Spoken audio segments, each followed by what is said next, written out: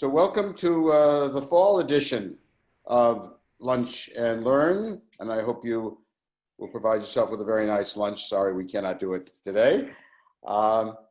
So first of all, I hope you all had a sweet Rosh Hashanah, Yom Kippur fulfilling, Yasher Koach to Rabbi Prosnit and your team on a superb high holidays. And I want to wish everybody the greeting for this season. Moadim l'simcha, chagim uzmanim l'sason. Translated roughly, have a good time this week. Let it be a joyful time. And the way it usually goes, and you can try this, if I say Moadim l'simcha, you respond chagim uzmanim l'sason. You might want to try that. You're going to respond chagim uzmanim l'sason, which means festivals and times, these wonderful times, should be joyous. So I'll say Moadim l'simcha and respond chagim uzmanim l'sason. Thank you. I heard you all in spirit. I want to welcome members of Temple Sharei Shalom of Springfield who are joining us today. And we had hoped that Rabbi Edelman would be with us, but I think she had a last-minute situation that prevents her from being with us unless she lets us know that she is here. And if so, we'll bring her in, but I do not think so. And we miss her, but we welcome members of Sharei Shalom. I also want to give you a heads up that our forthcoming Lunch and Learn, November 9, which is the Monday after, you may have heard there's an election on November 3. I think you probably know about that. The Monday following, Rabbi David Saperstein, who was the director of the Religious Action Center, then was appointed ambassador for human rights and freedoms by President Obama. And the last 2 years of the Obama administration, he held ambassadorial rank and was around the world on his mission. That's November 9. That'll be superb. He's going to do a post-election analysis of implications for the Jewish community. And then on December 7, which is Pearl Harbor Day, will be our final fall program. We'll let you know what that will be. Rabbi Prosnit's with us. Delighted you can be with us. A word or two to our people. Good morning, everyone. It's so nice to be with all of you. And I look forward to laughing this afternoon. We all need some, this morning, we all need some good laughs. And I'm really excited that Rabbi Alper is here because I've sat next to him on a chairlift many times up in Manchester, Vermont. My grandmother and my parents are good friends with Rabbi Alper, and I feel very lucky to have laughed on the ski slopes at Stratton, but also now on Zoom as well. So a joyous time where we can celebrate Sukkot with some good smiles and good laughter. So thank you so much for being here. And look forward to this presentation. I've been with Bob Alper, my colleague, at least 5 or 6 times over the years, and every time has been a joy. I love, Bob, what one of your colleagues, one of our colleagues said after you were there. He said it went very well, but the only problem is he had to spend the next week on daily visits to the hospital to visit all of the people who strained muscles and other bodily organs that got in trouble from belly laughing with you so much. So we hope, Rabbi Prosnit, that you will not have a lot of hospital visits after that. Well, because unfortunately, I can't get into the hospitals right now either. Right. Yeah, that is correct. Now, one technical thing. Normally, Rabbi Alper loves to have a full audience present. Sorry, we can't do that, but we have a lot of people. We have way over 100 people going to have maybe 80 computers by the time this goes through, and we're way over 100 people. So Jackie Gruscott, our marvelous communications manager, has arbitrarily chosen 10 of you to come up on the screen to be a symbolic audience, a representative audience, and you'll be unmuted, correct, Jackie? You'll be unmuted so that we can hear your laughter. If you're chosen arbitrarily, and if you do not want to be on the screen, you have two choices.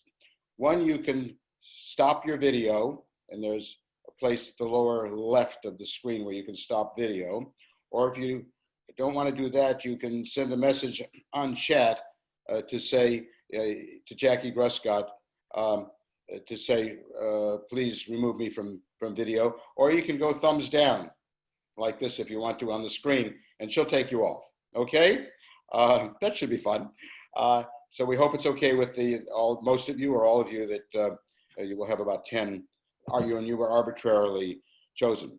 So with all of that and looking forward to a wonderful hour, perfect for Sukkot. I think we need this lightness and the spirituality of laughter.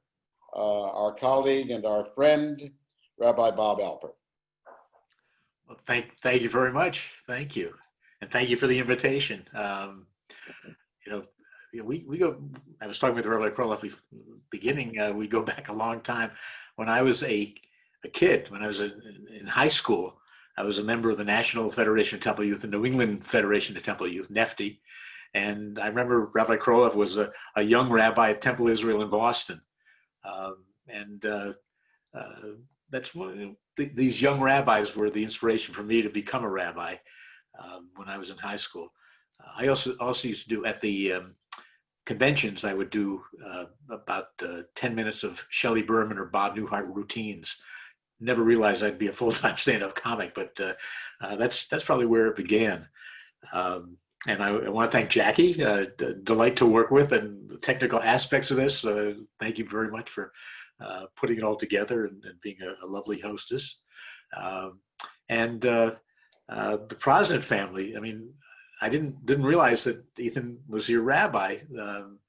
I think in August, late August, I had dinner with Jim and Wendy, his parents, here in Vermont, and they're wonderful, lovely people, sensational people. And it brings me to my quick laugh, which I want to talk about for a second before I start. I've been doing a project since the end of March called Quick Laugh, where every day a quick laugh, a video, comes in your email. I call it Quick Laugh because they're 45-second or so takes from my routine. And I want to bring people an opportunity, give people an opportunity to relax a little bit without a long investment, not a 5-minute or 10-minute video they have to watch until the thing ends and you get the joke at the end. It's quick. And I've been getting wonderful responses. One rabbi in particular, early on in this, a guy from Long Island, he said, I had 5 funerals this past week, 4 COVID-19 related, and your quick laughs are what have kept me going. So if you want to sign up for a Quick Laugh, what you can do is go to my website, which is bobalper.com. That's BOBALPER.com. People sometimes think our name is Alpert, which it used to be, but we dropped the T at a party in Boston. So, but it's bobalper.com, and you can sign up for Quick Laugh, and you'll see a slew of videos taken from my. So what goes around comes around. They're from several different performances, but the bulk of them, most of the videos that you'll see, were shot at Temple B'nai Israel in Bridgeport, Connecticut. So if you listen carefully, you'll hear Jim Prosnett laughing, along with everyone else. I had a great videographer, and so everything goes into full circle. So now I can see faces, a bunch of people, and it's true what they say. I'm looking at all of you, and it's true. They say there are 3 stages in life: youth, adulthood, and you look wonderful. looking out at you. So of course the question is to mute or not to mute. I've done 15, 20 of these programs, but today is an experiment where we're having basically designated laughers, people who will not be muted so we can hear you. When the entire audience is muted and you're trying to do stand-up, it's really, really hard. For a rabbi to do that, at least it gives some theological research, because I get to experience what an after-death experience is like. Tell something funny and hear dead silence in an after-death experience. So if the audience is not muted, then you've got all these people out there, and in your build-up to a joke, you hear Harry, get me a Diet Coke while you're in there, will you please? That doesn't work either. So we're going to try those half and half, and we'll see how this works. Anyway, so the Rebbe of Tzanz was asked by a chassid, "What does the rabbi do before praying?" "I pray," was the reply, "that I may be able to pray properly." So my topic is laughter, and here's my preparation. A minister decided that around Passover time, he would explain to his 10-year-old son and 8-year-old daughter all about the Exodus. And he did, and then they went to sleep. When he got up to go to bed himself, he saw a sign taped on his daughter's door. It said, "Dear angel of death, the firstborn sleeps across the hall."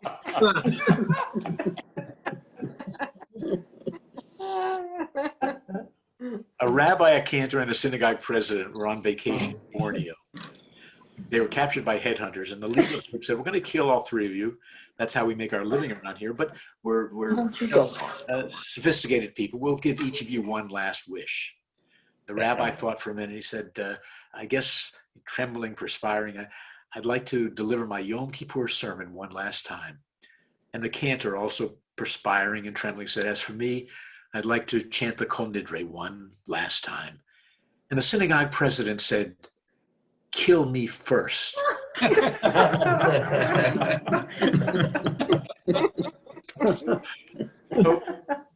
So what's going on here? The presentation began, in the formal presentation, about 5 minutes ago. And during that time, you've laughed several times. Why am I making you laugh? Well, it's nothing new. In fact, it's ancient. 2 millennia ago, a fellow named Rabbi in the Talmud used to tell a joke before each lesson.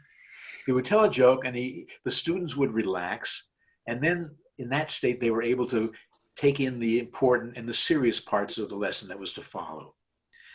And this is from the international teacher, lecturer Alan Questel. He writes, "Humor makes learning easier. The more pleasure we experience while learning, the more likely we are to retain things, and maybe even more importantly, to return for another experience of learning. Humor makes us smile and laugh, and through it, we feel more connected to others and to ourselves.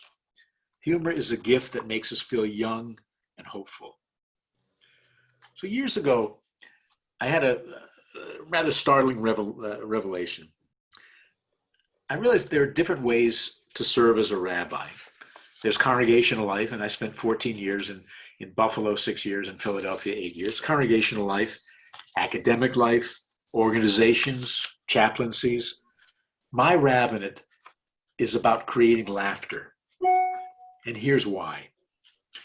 There's an intensely spiritual aspect to laughter. Humor, it turns out, is more than pleasant diversion. It's much more than entertainment.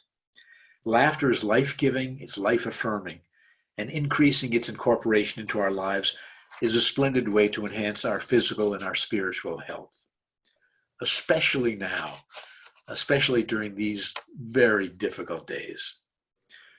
My comedy colleague, Tommy Moore, explains, "Let me tell you why many funny people are funny. It's because they see the pain and suffering of the world more vividly than some, and they fight against it more aggressively. Their weapon is humor. If they can put others and maybe themselves in a good humor, they can stop the pain for an hour, for a day, for a while." And that's what I hope will happen during these minutes together. Most people generally understand the value of humor in a simplified form, but many don't appreciate the larger role it can play in our lives, and some don't get it at all. Years ago, I was doing a show in Swampscott, Massachusetts. When I got to the venue, it was a synagogue, I believe, I was talking with the chair of the event. I said, "How are ticket sales?" He said, "Terrific. They're really going well, except there's one elderly woman that I've not been successful. I made it my goal, my project to sell her a ticket, and she absolutely refuses."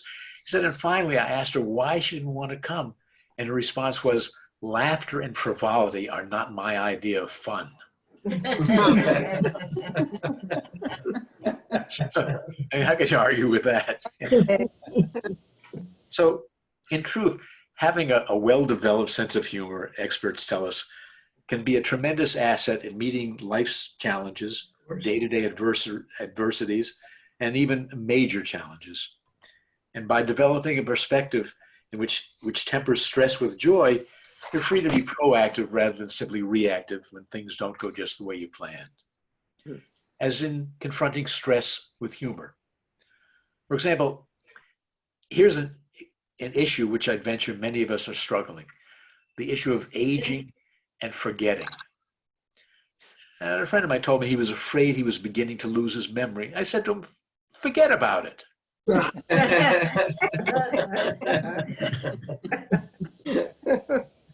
Like the classic story of the two men who are discussing how they have really great difficulty in remembering names. One man said, "I've developed a technique that helps me. When I'm trying to think of a name, I envision an object, and the object usually leads me to the name. For example, right now, for the life of me, I can't think of our doctor's name, but I'm seeing in my mind's eye a stem. It has thorns on it. On the top of it is a flower. It's red. It's a rose. That's it. It's a rose. Rose? What's our doctor's name?"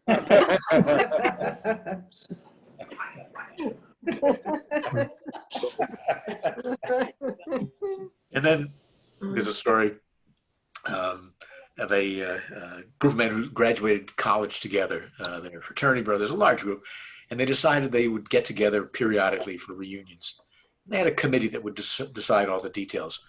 As they approached the age of 40, the committee met. They said, "Let's go to the restaurant Nola because they have very attractive waitresses wearing low-cut dresses. At 50, let's go to the restaurant Nola because they have an excellent wine cellar and a fine menu. At 60, let's go to the restaurant Nola because they enforce a no smoking policy and it's quiet. We can have meaningful conversation. At 70, let's go to the restaurant Nola because it's handicap accessible. At 80, let's go to the restaurant Nola because we never been there."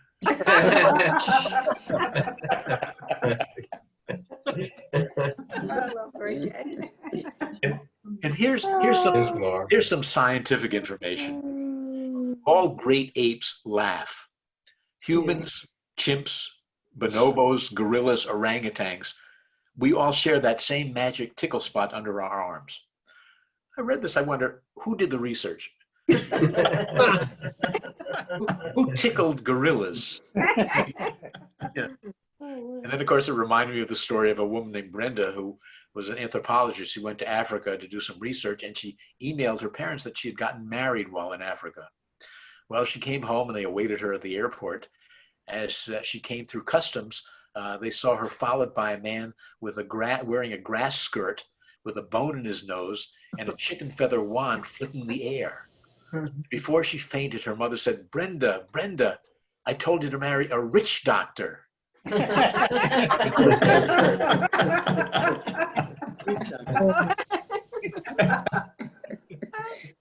So the question is, what subjects has humanity always found funny? Well, humor histories from many countries and cultures, as far back as the earliest recorded time, find there are two great constants emerging. One, I'm sure you can imagine, is sex, and the second is flatulence. They're found as far back as ancient Greek playwrights, 12th century Japanese Buddhist monks, and Benjamin Franklin wrote a book still in print called Fart Proudly. Oh, Bob, you're saying, you're making this up. He's going to show it. Really? Oh, we want that for our grandkids. It's still available at Amazon. It's not a terrific book, Kids would love it. They'd love it. but fart proudly. So this being an academic lecture, it requires a learned illustration. So a young man named Kleinberg won a very prestigious award, and the entire community gave a huge banquet in his honor. A lot of drinking, a lot of eating, speeches, applause. And at the end, it was time for him to acknowledge. He got up there, and as he was speaking, tragically, one of the pages of his manuscript floated to the floor. And as he bent over to pick it up, he broke wind. And the microphone was situated in such a place that it caught the sound and broadcast it all over the entire hall. Well, he was so humiliated, he decided to leave town and never come back, which he did. But when he was elderly, he thought, it's been such a long time. People have forgotten my terrible moment. I'm going to go back to see my town once before I pass away. He registered in the hotel under an assumed names, and the young man at the desk was very nice. He said, "Is this your first time in our city?" He said, "No, actually, I was born and raised here." He said, "Oh, well, I guess every time you've returned, you've seen all the progress, the riverfront project and the arts district and all the rest." He said, "No, actually, I haven't been back in a long time." "Oh, really? How long a time?" He said, "It's been a very, very long time." The clerk said, "Well, I mean, for example, was it before or after the Kleinberg fart?"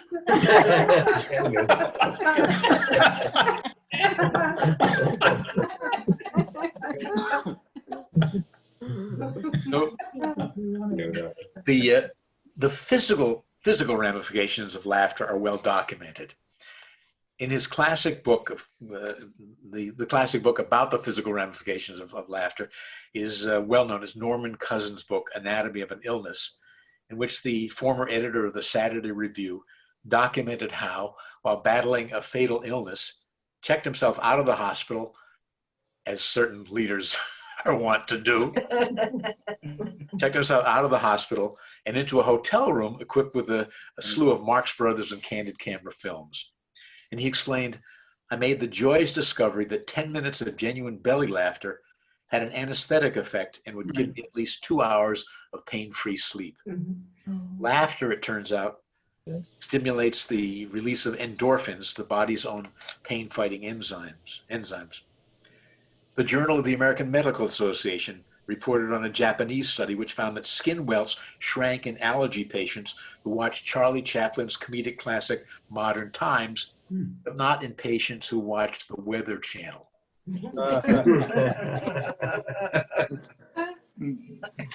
Humor appears in the Bible many more times than we know. We'd probably find more of the humor if we read the Bible with the mindset of the scientifically unsophisticated people who wrote it. And we'd find more humor if we'd stop reading the Bible in a voice that my beloved teacher, Rabbi Sam Sandmel, called a vibrato with a tear in it. Imagine, for example, a TV sitcom in which a CEO has hatched a nasty plot against the family of the wife of his boss. The wife gets wind of it, and at a small dinner party, she informs her husband. Furious, the boss goes out for a few minutes, at which point the guilty CEO starts begging the wife to help him. He pursues her around the room. She falls over backward onto a couch, and the CEO trips and falls right on top of her just as the boss returns. The boss is not happy. But surprise, this is not the plot from a TV sitcom. It's from the biblical book of Esther.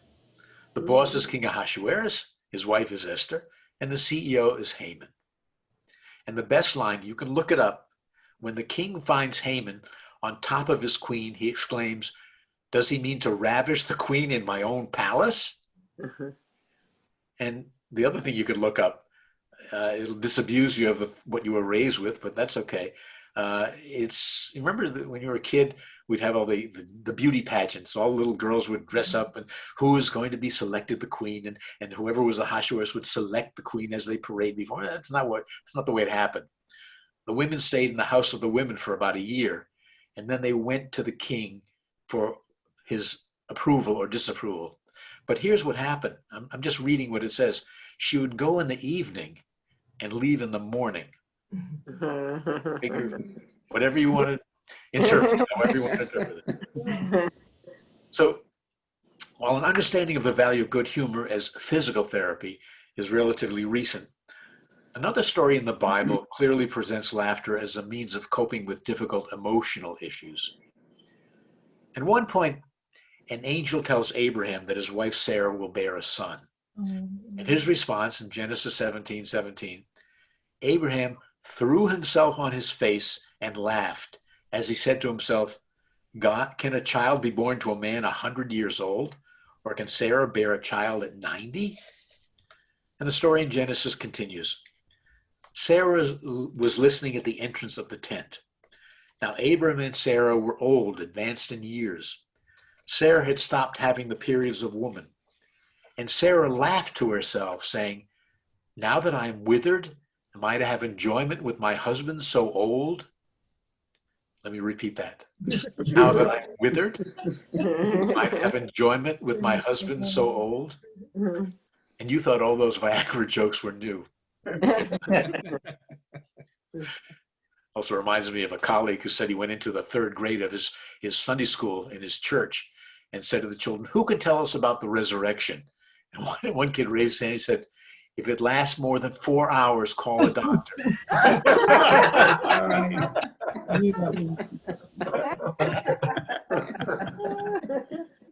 So then the Lord said to Abraham, why did Sarah laugh, saying, shall I in truth bear a child as old as I am? Is anything too wondrous for the Lord? I will return to you at the time that life is due, and Sarah shall have a son. At which point Sarah lied, saying, I did not laugh, for she was frightened. But the Lord replied, you did laugh. So what we have here is Abraham, flat on his face, guffawing at the thought of geriatric fatherhood. I was doing the program, this was about 5-6 years ago in Memphis. And it was a Saturday morning, about 50 people around a big table. And I got to this point, Abraham flat on his face, guffawing. I said, what does it mean? Well, I was feeling kind of loose. So I got down on the carpet and I went, on the carpet, and pretty good illustration. About, 6 months later, I ran into Micah Greenstein, the rabbi. He said, Bob, I should have told you, one of the women in the group thought you were demonstrating Abraham and Sarah having sex. You have to be very careful how vividly you illustrate a biblical story. So you got Abraham flat on his face laughing. You've got Sarah laughing at the same idea, then involved in a small did so, did not, did so argument with God over whether she chuckled. And I think that at the end, the biblical authors had God chastising Sarah for what he thought was her mocking him, but eased up when he realized that Sarah's laughter was an appropriate response to surprise and stress. Ultimately, God commanded Abraham to name his offspring Yitzchak, which basically means laughy, laughy. In Genesis 21:5, the story concludes, now Abraham was 100 years old when his son Isaac was born to him. Sarah said, God has brought me laughter. Everyone who hears will laugh with me. And she added, who would have said to Abraham that Sarah would suckle children? Yet I have borne a son in his old age. So the question arises, are religious people funny? Well, Protestants are not funny. Okay? I say that with authority. When I was serving a congregation in Philadelphia in 1980, I enrolled at the Princeton Theological Seminary in their Doctor of Ministry program. And I was the first Jew actually to graduate from the Princeton Theological Seminary. We met for all day Tuesdays for 2 years. And our class consisted of 8 ministers, 2 priests, and a rabbi. I loved it. I absolutely loved it. But the first day, it was kind of intimidating. You're in this class and it's a Presbyterian seminary and all that. I remember walking to lunch and I heard somebody saying, I feel really strange here. But it wasn't coming out of my mouth. It was coming out of the mouth of Father Brian McQueenie, a Catholic. So I figured if Catholic can feel strange, I can feel strange and it'll be okay. But during the first class, the director of the program and our teacher during that first year was the Reverend Dr. J. Randall Nichols. He was a tall man with a deep voice and very serious demeanor. And I remember him saying right at the beginning, he said, Presbyterians are not funny. Well, he's okay, you know, I'm taking notes, you know, this is the teacher. 20 minutes into the class, one of my classmates, another Protestant guy, was presenting a case study of a woman in his congregation who was making his life absolutely miserable. At which point the Reverend Dr. J. Randall Nichols responded, yes, she's the kind of person that you want to kill her and then tell God she died. So purple. Hearing that, I had to respond. I couldn't help myself. So I told the story of I said there was a member of my congregation who I used to call, behind his back, not to his face, the king of constructive criticism, because he never missed an opportunity to tell me how I could be a better preacher, how I could better organize, how I could teach better, whatever.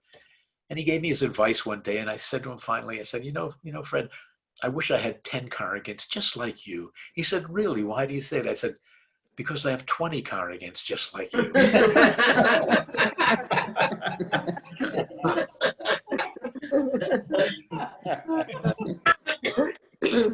The Episcopal priest in our class, we were talking about sermon preparation. When do we prepare? You know, one guy said he wrote on Saturdays and a Sunday. I said I wrote on Wednesdays. And priest said he puts us off till Saturday night. The Episcopal priest ended the conversation by saying, I usually schedule a long hymn before the sermon. That's what he writes this. What about Catholics? What about Catholics? Well, Groucho Marx encountered a Catholic priest who declared, thank you, Groucho, for bringing so much joy and laughter into people's lives. To which Groucho responded, thank you for taking so much joy and laughter out of them.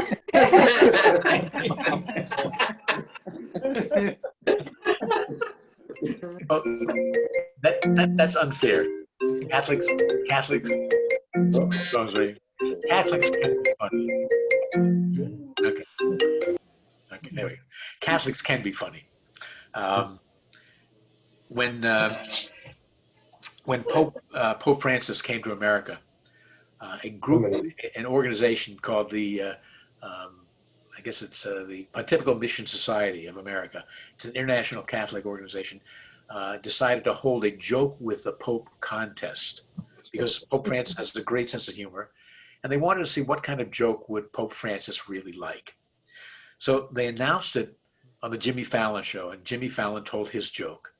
And they asked people to send in jokes to a website, and they would put some of the jokes on the website, and they would make the decision. And it turns out there were 4,000 entries from 47 countries to this joke with the Pope contest. And this is what Pope Francis wrote to the winner. And I think it does reflect on the Catholic view of humor. He said, in recognition of your calling as an honorary comedic advisor to the Pope, God bless you. And the Pope continued, for your generous and hilarious contribution to the campaign, Joke with the Pope, September 2015, I invite you to share your happiness, your joy, your laughter with the whole world. God longs for you to be happy. Share your jokes and your funny stories.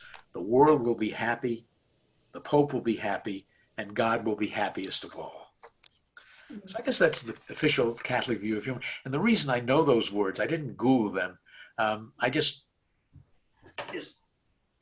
read it off of this certificate that hangs in my study. Because I was the winner. I am the official comedic advisor to the Pope. So my joke won.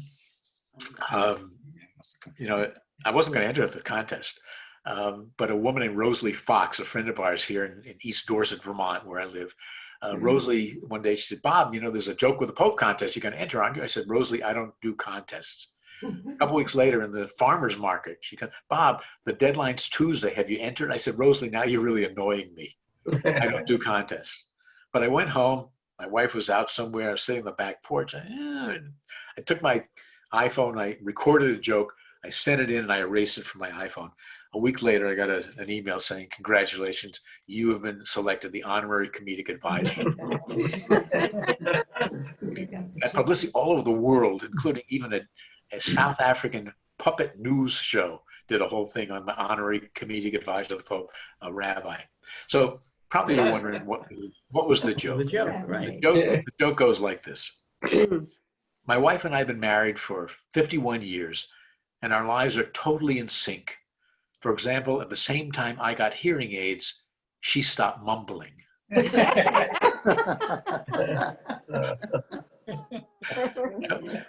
So I was thinking, if I ever met the Pope, what joke would I tell him? I wouldn't tell him that one. That's too complex. Look, English is the Pope's. It's his fourth language. So I'd have to tell a joke that is simple with repeating words. This is the joke I would tell the Pope if I ever met him. Hello, sweetheart. Is your mommy there? Mommy's busy. Was Daddy there? Daddy's busy. Was anyone else home? The fireman. All right, let me talk to one of the firemen. They're busy. Was anyone else? The policeman. All right, sweetie, would you put one of the policemen? They're busy. Well, what are they all doing? They're looking for me. That's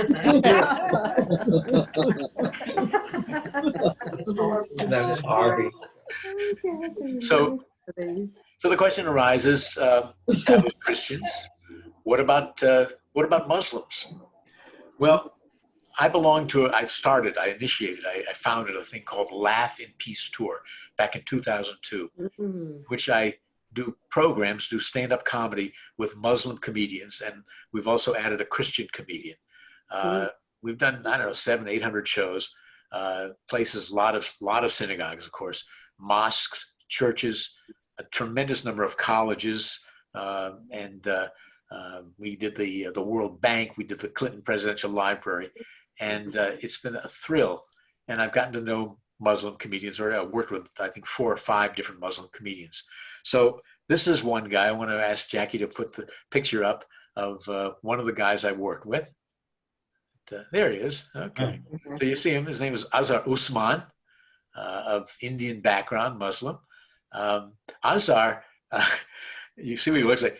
When we do synagogue shows, he gets out onto the bima after he's introduced, looks out at the audience. He says, I bet this is the first time you've ever seen someone who looks like me smile. And he continues, I'm more Jewish than you are. He says, I got the beard going. I keep strictly kosher, and I went to law school. So, okay, we take the picture down now. So I worked with Azhar. I worked with a guy named Ahmed. Ahmed tells a story about how he would bring his friends home. He lived in California. He would bring his friends home after school, and sometimes his parents would be in the living room on the floor praying with their heads on the carpet. And one of his friends said, Mr. and Mrs. Ahmed, what'd you lose? And another guy I worked with, his name is Mo Amer. Mo, I'll never work with him again because his star has risen. And I'm so proud of him. He's got his first Netflix special out. It's called The Vagabond. It's worth seeing. It's wonderful. He's opened for Dave Chappelle hundreds of times. He's in the Academy Emmy Award winning or nominated show Rami on Hulu. He's one of the writers. Anyway, he's done a lot. But anyway, Mo and I, he's Palestinian background. Mo and I did a show at Congregation Kol Ami in White Plains a few years ago. And as we were driving back to the hotel, he said, Bob, I meant to ask you, what does Kol Ami mean? I said, well, it's Hebrew. It means voice of my people. He said, oh, because in Arabic it means eat my uncle.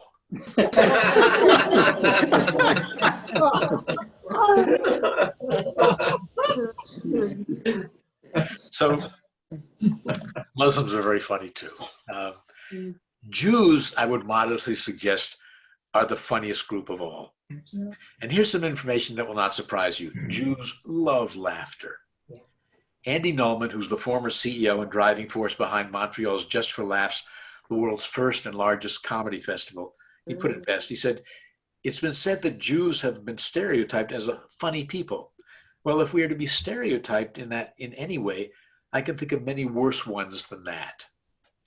In general, Jews are funny, but there's always an opposite point of view. It says somewhere in the Talmud, beware of too much laughter, for it deadens the mind and produces oblivion. I would disagree. So when I do interviews for radio, television, and newspaper, the most asked question is, why are so many Jews funny? Why do Jews value humor so highly? It's the only way they The converse, a German reporter asked Robin Williams, why do we Germans have such a poor sense of humor? To which Williams responded, because you killed all the funny ones. So first, let me point out that Jews love comedy. In fact, it's estimated that at one point, 80% of the nation's comedians were Jewish. And while we're boasting, a quarter of the Nobel Prize winners are Jewish. Here's another boast. Even the winner of Nazi Germany's most beautiful Aryan baby contest in 1935 was actually a Jewish 6-month-old kid. Child's name was Hesse Levinsons. The photographer who submitted the baby's photo to a Nazi magazine explained, I wanted to make the Nazis look ridiculous. So why are Jews so funny? Well, the most common answer, you've heard it many, many times, humor is a response to danger and to oppression. Mm-hmm. Mel Brooks has a great line. He says, if your enemy is laughing, how can he bludgeon you to death? And people often say, even the Holocaust? Yes. I was truly not aware and could not even imagine about humor in the Holocaust until I read a recent book whose title says it all. It's called It Kept Us Alive, Humor in the Holocaust. It turns out there were cabarets and ghettos in the midst of the deportations. The Germans ordered the Jews to do a lighthearted review. The Jews knew their fate, that they were condemned to death. Yet a survivor wrote, during the rehearsal, our moods changed.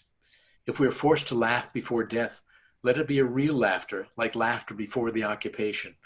And they sang and danced, and they also laughed. And even in the concentration camps, in some barracks it was reported prisoners used to get together secretly and watch a show of serious and humorous songs and recitals by actors and writers, poets, comedians. And following one such performance in a physician's barracks, one of the doctors told the performer, we doctors have no means with which to assist the patients. Let the Jewish songs be their medicine. One of the most important people in my life is a woman named Gerda Klein. Some of you may know of her or have met her. Gerda is a Holocaust survivor. She wrote one of the very first memoirs of the Holocaust back in the 50s called All But My Life. It's now in its 87th printing. She was a member of my congregation, and I absolutely adore this woman. And she's had a profound importance in my life. I talked to her just before Rosh Hashanah. She lives in Phoenix. She's 96 years old. Gerda told me that while she was in the slave labor camps, she and the teenage girls with whom she was incarcerated used to write plays, and she still has them. They would write plays that had humor in them. It wasn't a laugh out loud humor. Most of the humor was mocking their captors, and it was strengthening to them during this terribly, terribly dark time. Another example of the use of humor as a response to danger comes out from an Israeli joke book in the 1950s. It tells how an elderly Jewish man refused to leave his home for the air raid shelter until he could find his dentures. His wife yelled at him, what do you think they're dropping? Sandwiches?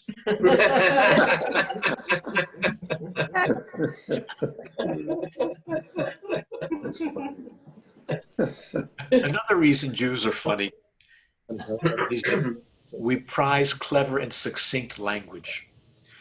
In the tradition of the legal arguments of the Talmud, one prominent type of Jewish humor involves witty solutions to problems such as, is one permitted to ride in an airplane on Shabbat? And surprisingly, the answer is yes. Yes, as long as your seatbelt remains fastened. then it's considered as if you are wearing the plane. And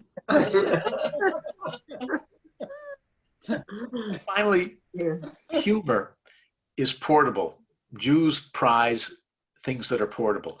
You know, when you kicked out of your country, you can't take your farm with you. You can't take your factory. You can't take your shop with you. When we go into exile, we can take our intellect with you. So humor is an intellectual enterprise, and it's very very important. Even our pets can be funny, can entertain us. I want to give you an example of our beloved dog, Barney. He's now 14 and a half. He's out with my wife taking a walk with another friend and dog.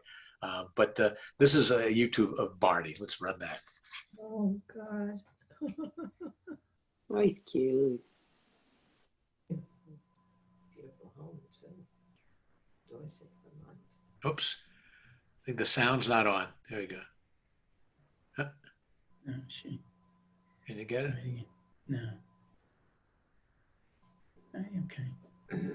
And we found out, this is our dog Barney. He's a pure Mongrelian. He's registered with the American Mongrel Association. He comes from Puerto Rico, and we found out soon after we received him that apparently he's Jewish because he observes Jewish dietary rules. For example, the opposite of kosher is treif, something that's not able to be eaten. So I'm going to offer him a treat, and that's treif. Good boy. But let me look more carefully. Oh, it's kosher. Good boy. And he's also respectful of other religions, for example, Islam.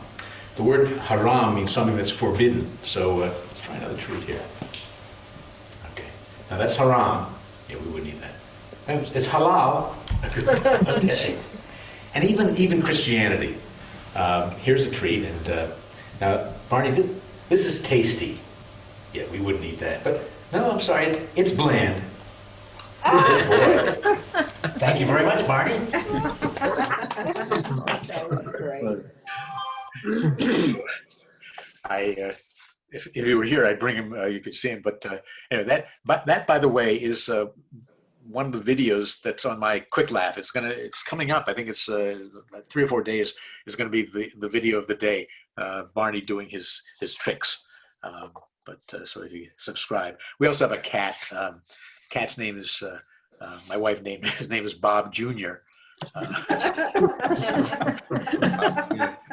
He might come visit us. He probably won't. But Bob Jr. does tricks. It's amazing. I'm sure a lot of you are cat owners, and you don't believe me when I say it's a cat who does a trick. But I can, not making this up, I can hold in my arms and say, Bobby, feign indifference. And I'll go like this. That's his trick. So anyway, in our own lives, laughter can be a powerful spiritual support.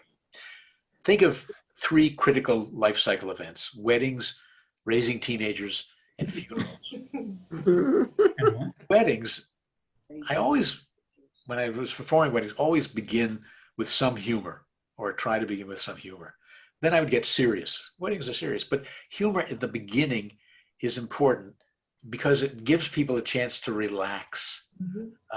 Weddings are not always wonderful. They're not always sweet and all the positive, because things happen. First of all, people are nervous. Are all the details going to go off well? But more important, there's the existential issue. You know, my child is marrying someone from a very possessive family. Am I going to see my child anymore? Who's going to, I don't like the person my child selected. I'm having trouble with that. All kinds of issues. And humor says to people, okay, I can laugh. I'm going to get through the day. And it helps enormously. So I would always begin with a bit of humor. One of the lines I frequently use when it fits in, I would talk about one of the worst weddings I ever officiated at, which is a Philadelphia outdoor wedding in the summertime. It made me crazy, but you have to go along with it. People would select a location in winter or spring and not realize how dreadful it could be in Philadelphia in the middle of July. I'm sure it's the same thing in New Jersey. But I had one wedding, was 99 degrees. Everyone stayed in the air-conditioned reception room at the very last moment. When it was time to begin, the ushers escorted the elderly people out. And they did that as a courtesy so the older folks could spend just a little extra time in the heat and humidity. The couple dragged themselves down the aisle. When they reached me, the bride looked at me imploringly. She said, "Rabbi, it's so hot. Could you please make it a quick ceremony?" I said, "Do you both want to be married?" They said yes. I said, "You are."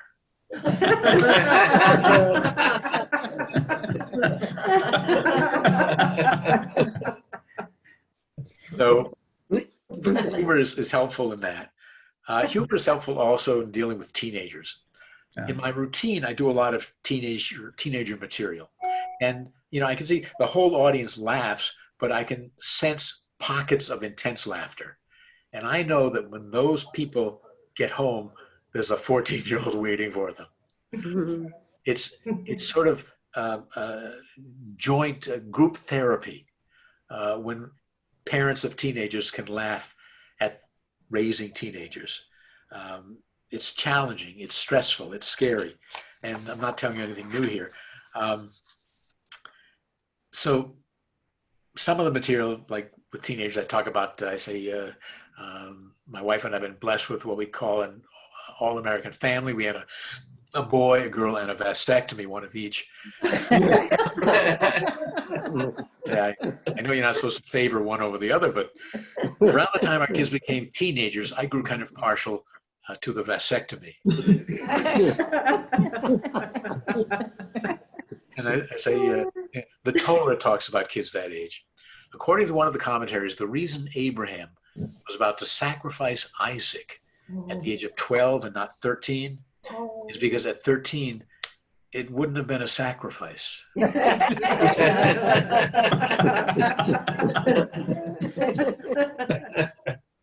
I explained how it wasn't a psychologist, a psychiatrist, or an educator who helped my wife and me get through the teenage years as much as it was a comedian. Margaret Smith, whom you've never heard of, she's a B-level comedian. She never really made it. A lovely woman. I met her. Her persona is sort of Roseanne Barr, dour, nasal, whiny. That's how she does her act. And I remember, and I've thought about so often, she has a line where she says, "When I was 15, I wrote a poem. I am the ocean, you are the sea. You come to me, I take you in. I hate my parents."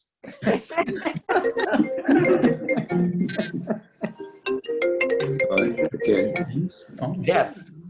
Yeah. Well, the appropriate and judicious use of humor in eulogies can be a very healing part of the experience of mourning. Yeah. But it has to be appropriate, it has to be judicious. But I remember I had a funeral of a woman, I'd never met her, but her kids, grandchildren told me about her. And I can recall during the eulogy, I said, "Shirley was an adoring wife, a loving mother, a devoted grandmother. She was not a good cook." And everyone laughed because they knew what her family knew, that Shirley used to brag about what a lousy cook she was. She had so much fun talking about how she couldn't boil water. And help them remember Shirley as being charming and funny and self-deprecating, not in her illness, not in her fading, not in the last moments of her life, but it brought her back in the way that they just adored.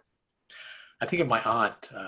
At her funeral, we talked about how she had 7 children. She was Jewish, but she had 7 children. They lived in the country. My uncle said, "What else do we have to do?" You know, so they lived in the country, and 7 children. Her 5th child, my cousin, is named Warren. And she said she named him Warren because after 5 children, she was all worn out.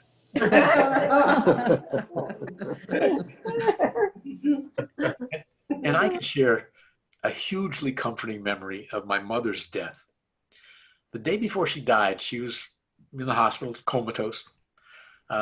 We were with her 24/7. It was 4 o'clock in the morning, and it was my turn. I was by her bed. My wife and my sister and my nephew and niece were in the hospital. They were sleeping on couches somewhere. And surprisingly, my mother woke up and looked at me. Now, she was 86, and her boyfriend, Ted, was 90. They'd been together for 2.5 wonderful years. So I looked down and I said, "Mom," I was talking with her. I said, "Mom, Ted was here all day today. He loves you." And she looked up at me, she said, "He adores me." And she spent the day talking. She was talking on the phone, and the following night she died. But what a great memory. Mm. I can laugh at it and remember her in her charming way.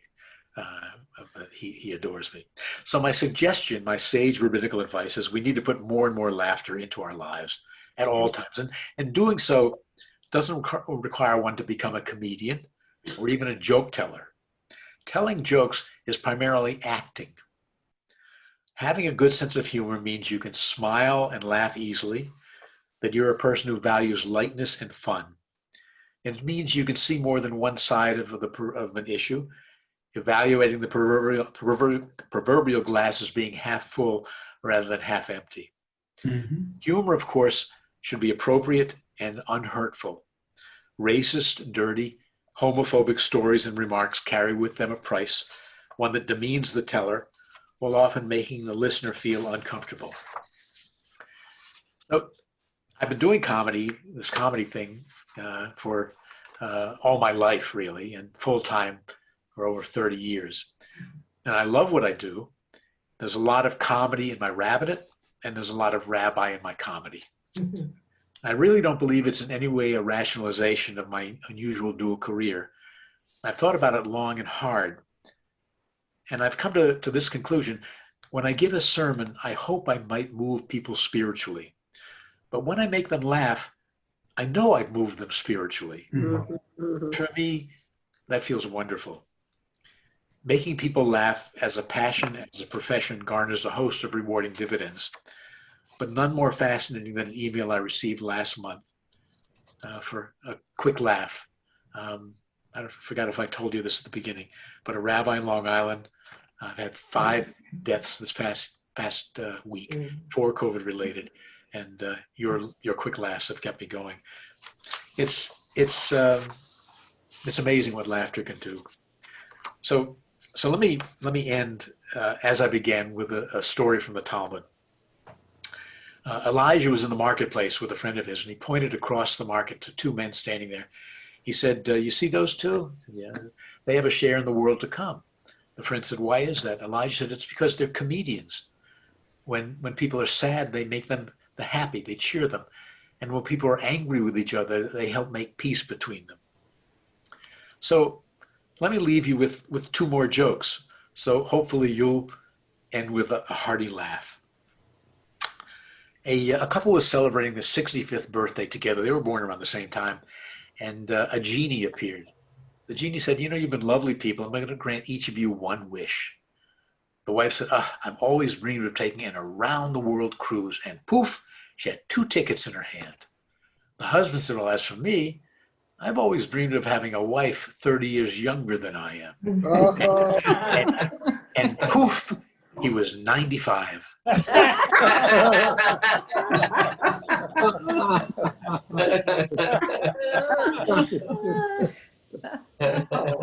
A rabbi visited a senior residence. She said to one man, "How old are you, sir?" He said, "Rabbi, I'm 87. She said, "Wonderful. May you live ad mev esrim to 120 like Moses, our teacher." To a second man, "How old are you?" "Rabbi, I'm 91. "Oh, that's marvelous. You should live to be 120. And a third man, "And how old are you?" He said, "Rabbi, you may not believe it, but I'm 120 years old." Rabbi said, "Have a nice day." So I love making people laugh. It's a holy calling. And the pinnacle of my comedy career took place after a show when a woman who was dying of cancer confided to me, she said, "For an hour and a half, I forgot I was sick." Mm. And as Maya Angelou observed, I've learned that people will forget what you said, people forget what you did, but people will never forget how you made them feel. So yes, Jews by and large are pretty funny people, and it's a stereotype we carry proudly with smiles. Creating laughter is one of the most effective devices for enabling us to cope in our personal lives, and it's a very powerful technique for pursuing the loftiest goal of the Jewish people, tikkun olam, repair of the world. I firmly believe that laughter is holy. I believe that laughter can change individual lives, and I absolutely believe that laughter can change the world. Thank you very much. Thank you. Thank you. Yeah. That's great. Bob, what a wonderful hour. I felt good at the start. I feel better. Thank you. And, how wonderful for Sukkot. Mhm. Absolutely. Perfect for Sukkot. So, Rabbi Prasad, I see you're back. Final word, Rabbi? Thank you so much, Bob. And I laughed a lot, and I know that it's good to get off, to not think about other things that are happening in our world. We do that too much, and so Absolutely. it's nice to have a really wonderful distraction to feel the joy of this Sukkot holiday. So thank you. Thank you very much. Love to your parents. This was great. Bob, enjoy the foliage of Vermont. Thank you. And we're looking forward to its coming here. And I hope we can do this again. You got a few more jokes, right? I have a few more jokes. I'd love to do it in person. I'd love to. Yeah, Yes. that would be Great. great. I'd love to have you do it. Yeah, I really. Uh, I miss it. I miss it terribly. You know, it's there's something, in front of a live audience. There's nothing like it. And I tried jokes out of my wife, and she'll go, That's not good. For those of you who've been on the screen, apologies to those who are not. If you have a word or two or a question for Bob, we could take a minute or two while you're thinking. I want to again tell folks from Temple Sharei Shalom, Springfield, how pleased we were that you are with us. That was right. Join us again. Leave the 10 people. And any word for Bob? Great job. Appreciate it. It was so funny. Just the laugh we needed. It was Yeah. hysterically funny. Thank you. Have Thank you you. written It's any book? funny. Do you have Very any funny. of this written down in a book or verses somewhere? I don't, but thank you for asking, because it just so happens I have two books, and I have them right here by my right hand. So on my website, you will see, you can get my performance schedule, whatever, but also I have two CDs, I have a DVD, and I have two books. The CDs and the DVD you can only get through the website. The books are Amazon and Barnes & Noble. My first book is called Thanks, I Needed That. No, I'm sorry. My first book is called Life Doesn't Get Any Better Than This, and Other Stories of the Spirit. These are serious stories, short stories, like 4 or 5 pages. They're true stories, and there's some humor. I mean, one of the chapters begins, my father used to take showers with the lady next door. So it starts funny, but it's a very serious story about Hanukkah when I was a kid, and how when my father was out of work, what happened during Hanukkah, during one of those sad times. There are tons of these stories. I've got a total of 78. My second book is called Thanks, I Needed That, and Other Stories of the Spirit. And actually, I do a whole other program where I simply read stories from these books. And the first time I did it, somebody, the host said, you should have told us to have tissue, because they're very serious stories, and sweet stories. If you go to my website, one of the stories, it's about Howard Jaffe, Rabbi Kroloff, Rabbi knows him. But the story on my website. He's up in Warren, New Jersey for many years. That's right, of course. And then he was a rabbi in Lexington, Massachusetts. Right. It's a story about Howard, about when I'll tell you quickly the story, because why did I use that story in the demonstration of my website? It's a story about my wife did something. She went to a convention. She was working at Bennington College. I'm going to tell you the whole story. Come on, you got time? If you can. Sure. Okay. No, I want to tell you this, because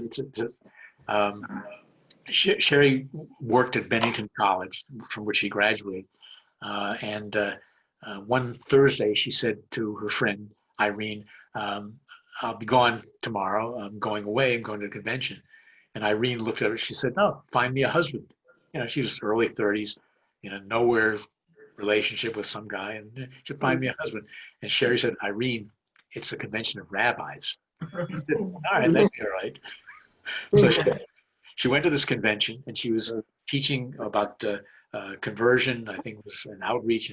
And she noticed one big guy with a beard sitting in the class.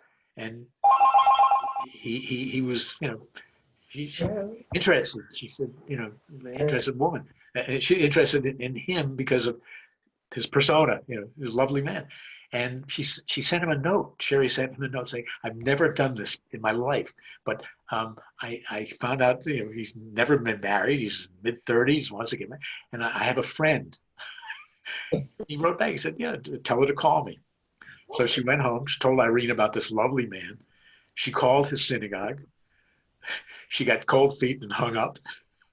She called again and they talked. And then they talked and talked and talked. And then they met. And that was, I think, in June. And in December, they were married. Irene and Howard. So then they wanted to have a family. And it was difficult. But she finally got pregnant with twins and had twins. And so we went down from Vermont down to New Jersey, to Warren, for the bris and the baby naming. And it was at night before the ceremony. And a lot of people and drinking and eating and a lot of food and presents and all. And I was talking with Irene, and she told me a story. She said that she knew she was going to have a girl and a boy. The boy was going to be named after Howard's father, Nathaniel. And the girls, she decided she would name them after two of her aunts because both their parents were survivors. And her father had 4 teenage sisters who were murdered along with his parents. And he'd never spoken about them, ever. And she decided she was going to name the daughter after some important women in her life. But late in her pregnancy, decided she would name the daughter after 2 of her aunts.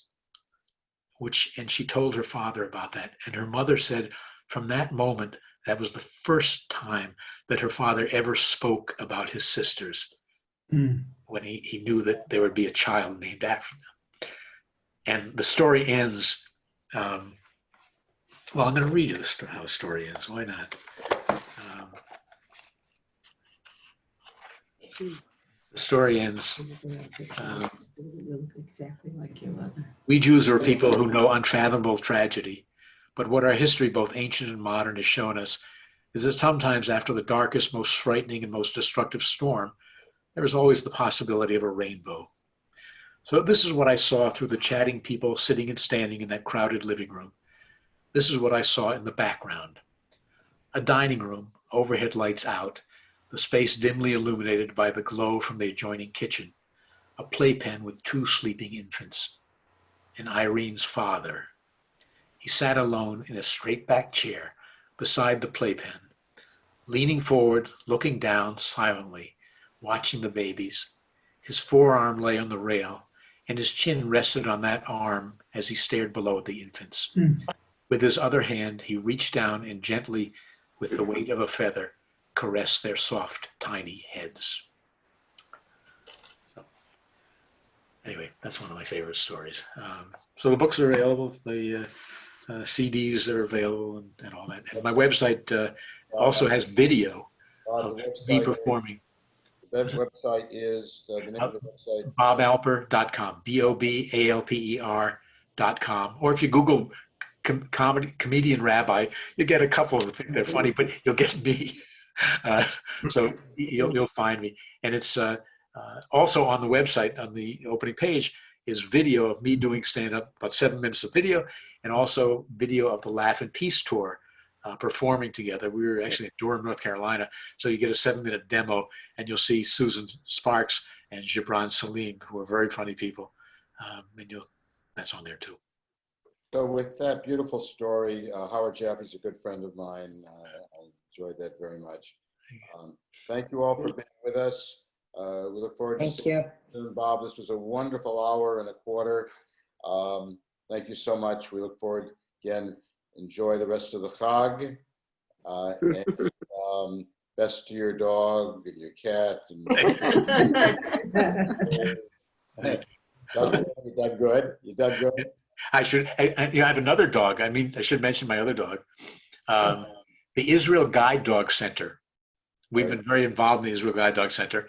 And in fact, now you can name a dog. If you give a certain amount of money, you get to name a dog. And I did. And I was there at a dedication of a wing. And I saw the litter. They're adorable. There was Mickey, Penny, Ed, Susan, and Rabbi Dr. Robert A. Alper. Thank